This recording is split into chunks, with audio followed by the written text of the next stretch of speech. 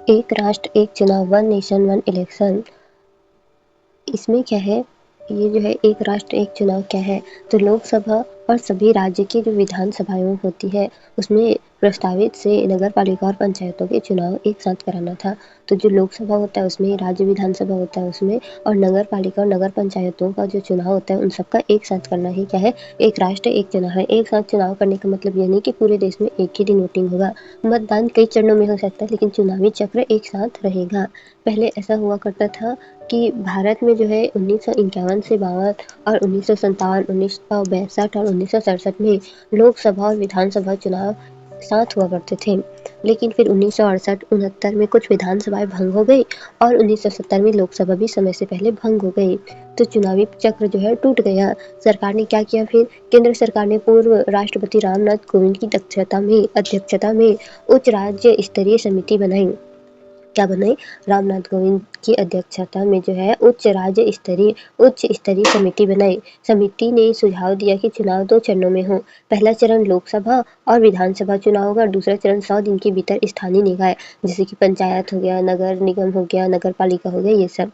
तो इसकी ज़रूरत क्यों बताई जा रही है, बार-बार चुनाव से समस्या, बार-बार जो आदर्श आचार संहिता एमसीसी लागू, विकास कार्य रुकते हैं और प्रशासनिक मशीनरी चुनाव में व्यस्त रहती है। अब आर्थिक बोझ क्या है, चुनाव पर हजारों करोड़ खर्च होते हैं, ईवीएम, सुरक्षा बल, कर्मचारी और मानव संसाधन का विचलन। शिक्षक जो होते हैं, सरकारी अधिकारी, वो चुनाव ड्यूटी में लगे रहते हैं। अदालतों पर जो चुनाव याचिका बार बार होती है, तो पहचान की राजनीति, बार बार चुनाव, जाति धर्म आधारित चुनाव आधारित ध्रुवीकरण होता है। इन सबसे बचने के लिए संवैधानिक संशोधन क्या होंगे, मुख्य रूप से इन अनुच्छेद में बदलाव किए जा सकते हैं। 82 परिसीमन में, 83 लोकसभा की अवधि में, 172 विधानसभा की अवधि में और 324 चुनाव आयोग के द्वारा और 325 में एक मतदाता सूची के द्वारा। स्थानीय निकायों के लिए भाग चौथा और चौथा ए में भी संशोधन की आवश्यकता है। कुछ संशोधनों के लिए राज्य की सहमति होना भी आवश्यक होती है। 368(2) की जरूरी होगी। अगर बीच में सरकार गिरती है तो नई सरकार केवल बाकी बची अवधि के लिए बनेगी, पूरा नया 5 साल का कार्य नहीं मिलेगा। इससे चुनावी चक्र नहीं टूटेगा। चुनौती क्या है, संघवाद पर असर, राज्यों की स्वायत्तता कम हो सकती है, क्षेत्रीय दलों पर प्रभाव पड़ सकता है, राष्ट्रीय दलों को फायदा हो सकता है, राष्ट्रीय मुद्दे हावी यानी कि राज्य के स्थानीय मुद्दे कम दब सकते हैं, राजनीतिक जवाबदेही कम, अगर 5 साल के चुनाव नहीं, जनता का दबाव कम होगा, भारी संसाधन आवश्यकता, तो लाखों ईवीएम, सुरक्षा बल, लॉजिस्टिक्स होगा। फायदे बनाम नुकसान, फायदे, खर्च कम होगा, प्रशासनिक स्थिरता रहेगी, विकास कार्य में तेजी होगी, चुनावी ध्रुवीकरण होगा। नुकसान क्या है, संघीय ढांचे पर असर होगा, क्षेत्रीय मुद्दे दब सकते हैं, लोकतांत्रिक जवाबदेही कम हो सकती है। प्रीलिम्स के लिए इंपॉर्टेंट क्या है, 1951 से 70 तक चुनाव होते थे। आर्टिकल 368 2 राज्यों की सहमति जरूरी है। आर्टिकल 383 में लोकसभा की अवधि है। आर्टिकल 172 में विधानसभा की अवधि है। एमसीसी का विकास कार्यों पर प्रभाव होगा। अब मेंस के लिए कैसा क्वेश्चन आ सकता है, क्या एक राष्ट्र एक चुनाव भारतीय लोकतंत्र को मजबूत करेगा, तो उत्तर कैसे लिखेंगे, पहले हम उसकी परिभाषा लिखेंगे, अवधारणा लिखेंगे, ऐतिहासिक पृष्ठभूमि लिखेंगे, पक्ष में तर्क लिखेंगे, विपक्ष में तर्क लिखेंगे, संघवाद पर प्रभाव और निष्कर्ष संतुलित दृष्टिकोण को बताएंगे। 83 परिसीमन, इसका मतलब क्या है, लोकसभा सीटों की सीमा और संख्या तय करना। यानी कि अनुच्छेद 83 परिसीमन में क्या होता है, लोकसभा की जो सीट होती है उसकी सीमा और संख्या को क्या करना, तय करना होता है। उसकी जो सीमा है लोकसभा की सीटों की, उसकी सीमा और संख्या को तय करना होता है। हर जनगणना के बाद कौन सा क्षेत्र किस संसदीय क्षेत्र में आएगा, कितनी सीट होंगी, यह तय किया जाता है। अगर एक साथ चुनाव कराने हैं तो सीटों की संरचना स्थिर और स्पष्ट होनी चाहिए, इसलिए यह महत्वपूर्ण होता है।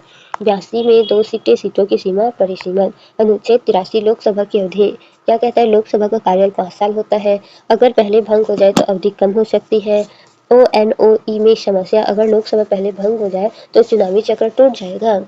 चुनावी चक्र टूट जाएगा, इसलिए 83 में संशोधन जरूरी हो सकता है। तो 83 3 + 8 11 1 1 2 लोकसभा में 2 शब्द लोकसभा। अनुच्छेद 172 राज्य विधानसभा की अवधि क्या कहता है, राज्य विधानसभा का जो कार्यकाल है वो 5 वर्ष है। राज्य की जो विधानसभा का कार्यकाल है वो 5 वर्ष है। अगर पहले भंग हो जाए तो कार्यकाल कम हो सकता है, अगर पहले राज्यसभा भंग हो जाए तो कार्यकाल कम हो सकता है। ओएनओई में सभी विधानसभाओं की अवधि एक जैसी करनी होगी, तो वन नेशन वन इलेक्शन में क्या है, सभी विधानसभा की जो अवधि है एक जैसी होनी चाहिए, इसलिए 172 महत्वपूर्ण है।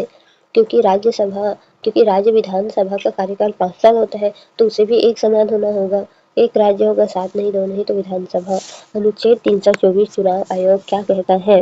भारत निर्वाचन आयोग (ईसीआई) को चुनाव करने की शक्ति, नियंत्रण और पर्यवेक्षक का अधिकार। वन नेशन वन इलेक्शन में एक साथ इतने बड़े चुनाव कराने के लिए चुनाव आयोग की शक्ति और जिम्मेदारी में बदलाव हो सकता है। 324 3, 2, 4, 3 स्टार केंद्र, राज्य और स्थानीय चुनाव।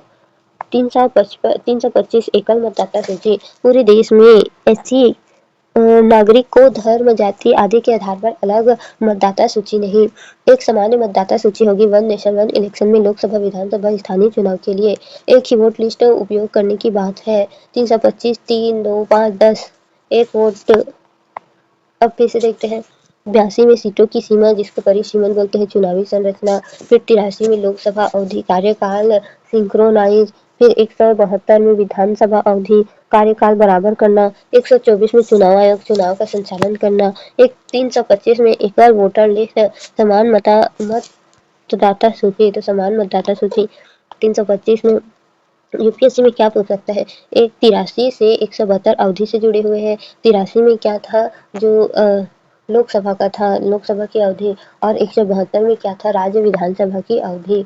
और 82 में क्या था, परिसीमन। 324 में चुनाव आयोग, 325 में चुनाव की जो मतदाता सूची होती है वो, और 82 में परिसीमन। फिर जो है भाग चौथा और चौथा एक क्या है? भारतीय संविधान में भाग चौथा पंचायत गांव स्तर है। ग्राम पंचायत हो गया, पंचायती समिति हो गया, जिला परिषद हो गया, इन सब के बारे में। भाग चौथा नगर निकाय, शहर स्तर पर नगर पंचायत, नगर पालिका, नगर निगम, इन सब के बारे में।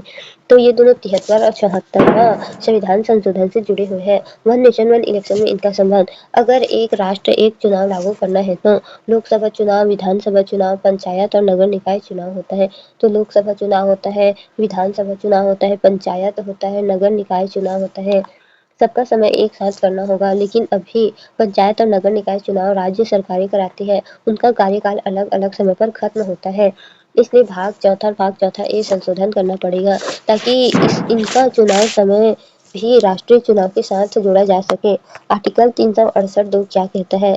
अब जो है आर्टिकल 368 संविधान संशोधन की प्रक्रिया है। क्या है? संविधान को संशोधित करने की एक प्रक्रिया है।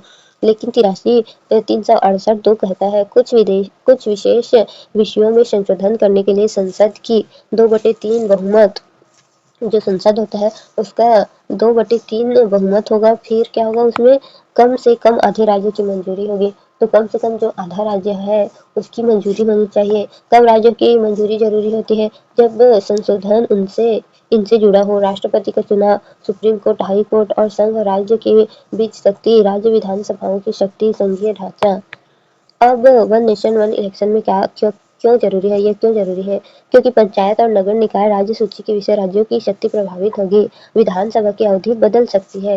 इसलिए क्या करना है? एक संघीय ढांचे को प्रभावित करना है, इसलिए आधे राज्यों की सहमति जरूरी है। मान लीजिए केंद्र सरकार कहे अब पंचायत चुनाव दिल्ली करेगी, तो क्या राज्य मानेगा? नहीं, क्योंकि पंचायत राज्य का अधिकार है। इसलिए संविधान कहता है ऐसे बदलाव में राज्यों की सहमति जरूरी है। लोकसभा की अवधि, राज्य की सहमति जरूरी नहीं होती। विधानसभा की अवधि संभव। पंचायत नगर निकाय जरूरी है, और संघीय ढांचा प्रभावित जो होता है वो भी जरूरी है। जहाँ राज्यों की शक्ति प्रभावित होती है, आर्टिकल 368(2) लागू होता है। आधे राज्यों की मंजूरी जरूरी होती है। आदर्श आचार संहिता, MCC, model code of conduct.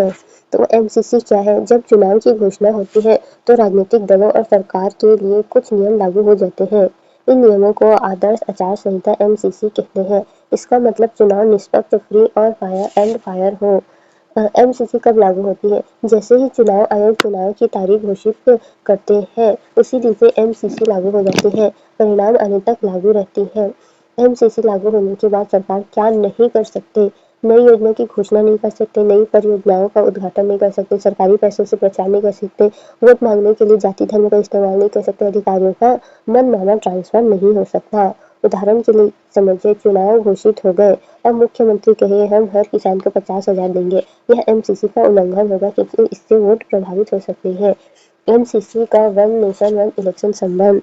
MCC में जो है अगर बार-बार चुनाव हो तो बार-बार एमसीसी लागू होगी, बार-बार विकास कार्य रुकेंगे। इसलिए सरकार कहती है एक साथ चुनाव करेंगे, एमसीसी कम बार लागू होगी, कम काम रुकेगा। क्या एमसीसी संविधान में लिखी है? नहीं, संविधान का हिस्सा नहीं है, कोई कानून भी नहीं है। यह चुनाव आयोग द्वारा बनाई गई आचार संहिता है। चुनाव आयोग इसे सख्ती से लागू करता है आर्टिकल 324 की सख्ती से। तो आर्टिकल 324 जो है चुनाव आयोग के लिए होता है।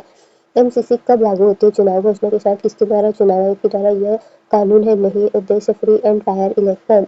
एमसीसी चुनाव के समय सरकार और दलों पर लगे नैतिक नियम है। भारत में लोकसभा और राज्य विधानसभाओं के चुनाव एक साथ निम्नलिखित में से किन वर्षों में आयोजित हुए थे? तो 1951-52 में हुए थे, 1957 में, 65 और 67। तो तीनों में हुए थे। तो क्या होगा? 1, 2, 3, 4 चारों होगा। तो आंसर होगा सी। आंसर होगा सी। एक राष्ट्र एक चुनाव लागू करने के निम्नलिखित में से किन अनुच्छेद में संशोधन आवश्यक है? अनुच्छेद 83, 172, 324, 368। तो चारों में आवश्यक है। दूसरा का डी होगा।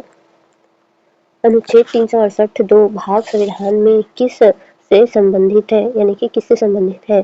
तो 368 दो जो है आपातकाल नहीं, राष्ट्रपति शासन नहीं, संवैधानिक संशोधन और राज्यों की सहमति। तो सी होगा, क्योंकि इसमें राज्यों की सहमति बहुत आवश्यक होती है। निम्नलिखित कथनों पर विचार करें। एक राष्ट्र एक चुनाव का अर्थ पूरे देश में एक ही दिन मतदान करना नहीं।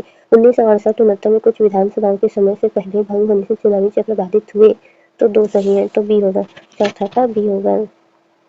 आदर्श आचार संहिता एमसीसी के संदर्भ में निम्नलिखित कथनों पर विचार करें। यह चुनाव की घोषणा के साथ लागू होती है। इसके लागू होने से नई विकास योजना शुरू नहीं की जा सकती। यह संविधान में स्पष्ट रूप से उल्लिखित है। तो आदर्श आचार संहिता एमसीसी के संदर्भ में इसके लागू होने से नई विकास योजना शुरू नहीं की जा सकती। तो दो तो गलत है, यह संविधान में स्पष्ट रूप से उल्लिखित है। तो 1 और 3 हो सकता है सी। पांचवा का सी। आचार संहिता यदि लोकसभा मध्यावधि में भंग हो जाए तो उच्च स्तरीय समिति के अनुसार नई लोकसभा पूर्ण 5 वर्षों का कार्यकाल पूरी करेगी।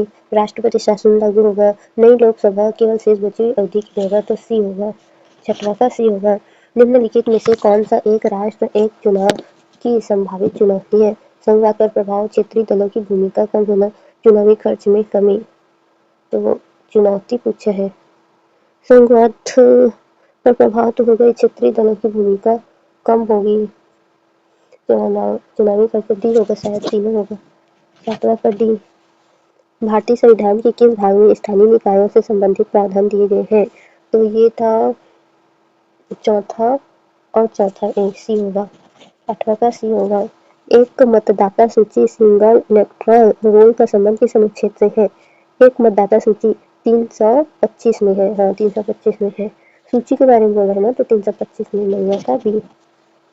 निम्नलिखित कथनों पर विचार करें। बार बार चुनाव होने से प्रशासनिक संसाधनों पर दबाव बढ़ता है। एक राष्ट्र एक चुनाव से आदर्श आचार संहिता बार बार लागू नहीं होगी। इससे राज्य सरकारों की संवैधानिक स्वायत्तता स्वतः समाप्त हो जाएगी। तो 1 और 3 होगा शायद। 1 और 3 सी होगा। 10 का सी। आंसर चेक करते हैं। पहला का सी सही था, दूसरा डी सही है, तीसरा सी सही है, चौथा बी सही है, पांचवा का ए होना चाहिए था, छठवां सी सही है, सातवां का ए होना चाहिए था, आठवां सी सही है, नौवां सी सही है, 10वां का ए होना चाहिए था। तो 10वां क्या है? 1 और 2। बार बार चुनाव होने से प्रशासनिक संसाधनों पर दबाव बढ़ता है। हाँ, बढ़ता है। एक राष्ट्र एक चुनाव से आदर्श आचार संहिता बार बार लागू नहीं होगी। बार बार लागू नहीं होगी क्योंकि कार्यकाल बदलेगा नहीं। तो चुनाव की लालसा में क्या है, काम अच्छे से करते हैं, तो इसलिए आदर्श आचार संहिता बार बार लागू नहीं होगी। तो 10वां का ए और 7वां का भी ए होगा। निम्नलिखित में से कौन सा एक राष्ट्र एक चुनाव की संभावित चुनौती है? तो एक और 2 होगा। संघवाद पर प्रभाव होगा, क्षेत्रीय दलों की भूमिका कम होगी। हाँ, तो ये चुनौती है। चुनावी खर्च में कमी आएगी, ये तो लाभ होगा उसके लिए। तो 1 और 2 होगा। पांचवा, आदर्श आचार संहिता एमसीसी के संदर्भ में निम्नलिखित कथनों पर विचार कीजिए। ये चुनाव की घोषणा के साथ लागू होती है। तो इसका आंसर होगा सी। ए होगा ए। 1 और 2 यह चुनाव की घोषणा के साथ लागू होती है। इसके लागू होने से नई विकास योजना शुरू नहीं की जा सकती। अच्छा, तो इसका होगा 1 और 2।